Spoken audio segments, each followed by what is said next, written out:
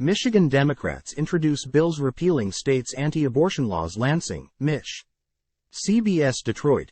The debate over abortion rights and reproductive health didn't end in Michigan when Proposal 3 passed last year.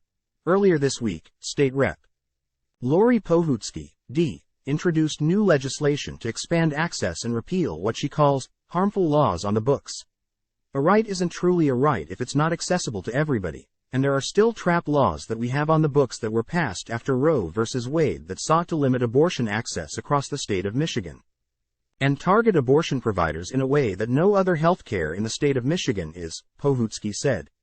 We are seeking to make sure that that constitutional right is accessible and affordable to everyone. Her legislation is an 11-bill package that, if passed, would remove some of the barriers pro-abortion advocates see in the current system, like removing the 24-hour waiting period to receive an abortion, allowing Medicaid to cover pregnancy-related care, including abortion, and removing medically unnecessary regulations. Despite the fact that no surgical procedure takes place in any of these facilities, they are required to be licensed as freestanding surgical facilities, essentially like tiny hospitals, and just require equipment that isn't necessary for any of the procedures that take place there, said Pohutsky. For advocates of this legislation, like the ACLU of Michigan, these bills mean better access for Michiganders and visitors who come to the state for care. Time equals 400 ms. greater than. This will ensure that abortion is accessible and affordable if you have a right to abortion, but you can't access it. It's really just a right in name only. So this will ensure that it's available to anyone who needs it, said Marissa Kovach, legislative director for the ACLU of Michigan.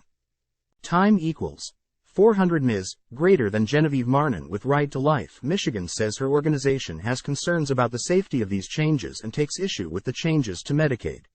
It's taxpayer-funded abortions, and it's an affront to people who are pro-life and who have a conscience objection to abortion to be forced to pay for another person's abortion, said Marnin.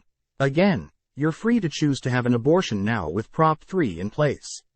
But it's another thing to ask somebody to compel somebody else to pay for it. This is the third time the Reproductive Health Act has been introduced here in Michigan, but the first since Democrats took the majority. Pohutsky in. Advocates say they're hopeful this time around.